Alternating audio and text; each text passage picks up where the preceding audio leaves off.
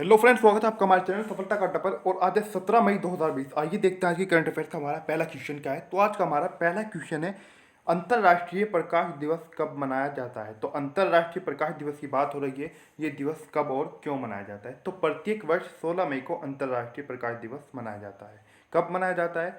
16 मई को प्रकाश दिवस मनाया जाता है। और इसकी शुरुआत कब और कैसे हुई, आइए उसको भी जानते हैं। अंतर्राष्ट्रीय प्रकाश दिवस जो है ये यूनेस्को द्वारा प्रत्येक वर्ष मनाया जाता है। इस बात को आपको याद रखना है। किसके द्वारा? यूनेस्को के द्वारा। यह भौतिक विज्ञान और इंजीनियर थियोडोर मेमन थे। इनके द्वारा 16 मई 1960 को लेज़र का सफल संचालन किया गया था। किसका? लेज़र का सफल संचालन किया गया था। तो इसकी वर्षगांठ का यह प्रतीक है।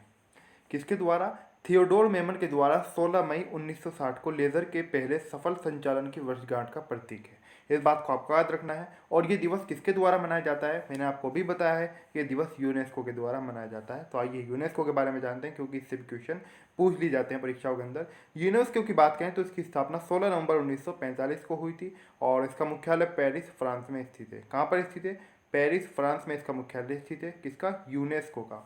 इसकी स्थापना 16 नवंबर 1945 को हुई थी। आगे बढ़ते हैं, देखते हैं अगला क्वेश्चन क्या है। अगला क्वेश्चन है हमारा, आत्मनिर्भर गुजरात सहाय योजना किसने शुरू की है। तो आत्मनिर्भर गुजरात सहाय योजना हाल ही में शुरू की गई है। किसके द्वारा? गुजरात राज्य के द्वारा। किसके द्वारा? गुजरात राज्य के द्वारा आत्मनिर्भर गुजरात सहाय योजना शुरू की गई है। अब बात अगर इस योजना के बारे में करें तो इस योजना के तहत निम्न मध्यम आय वर्ग के लोग 2% वार्षिक ब्याज पर बैंकों से 1 लाख रुपए की गारंटी मुक्त ऋण ले सकते हैं।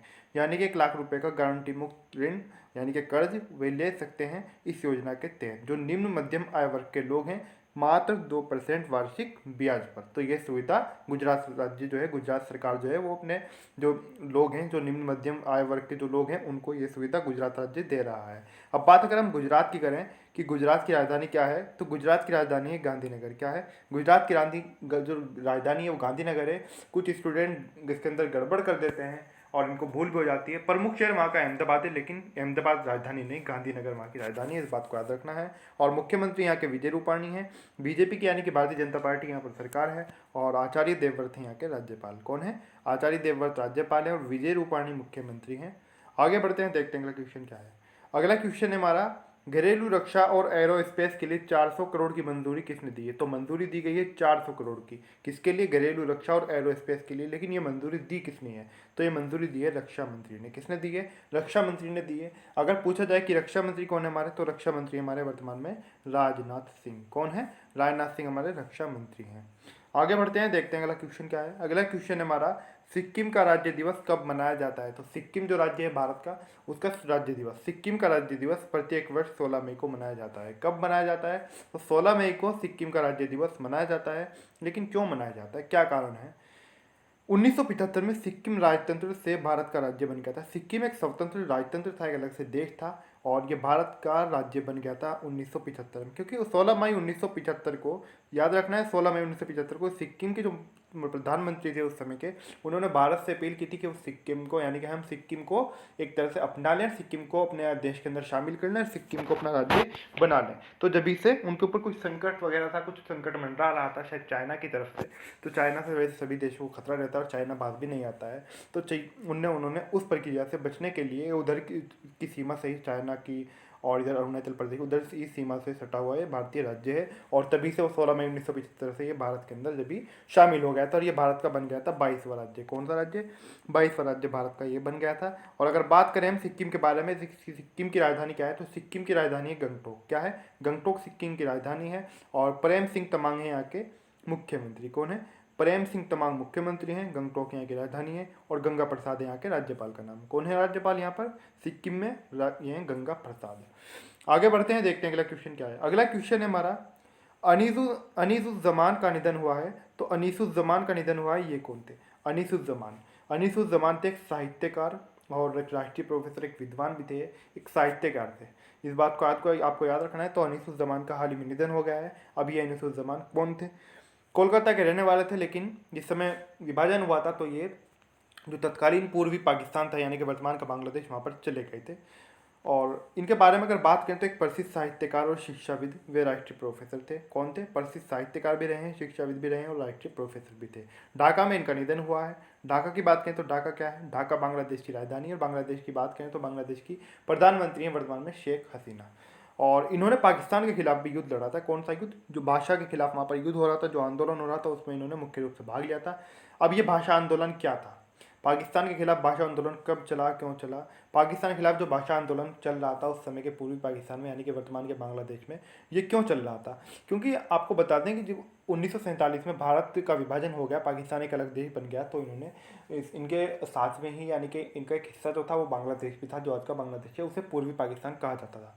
जिस समय पाकिस्तान के अंदर जबरन जो पाकिस्तान की भाषा है उसको थोपा गया कि बांग्लादेशियों के ऊपर भी यही भाषा, क्योंकि वहाँ की स्थानीय भाषा बंगाली है, बांग्लादेशी है जो वहाँ की स्थानीय भाषा है, तो इसको भी पाकिस्तान वालों ने लागू कर दिया। इनकी भाषा कुछ और है जो इधर साइड का, जो यानी कि जो इधर पंजाब और कश्मीर वाला जो ये इधर साइड में जो ये पाकिस्तान, जो वर्तमान का पाकिस्तान है, इनकी भाषा कुछ और है। आप जानते हैं हमारा भारत देश जो है कितना बड़ा है, सबकी अलग अलग संस्कृति है, अलग अलग भाषा है, तो इस प्रकार से एक तरह की अपनी भाषा सौंपना तो इस तरह से तो गलत है।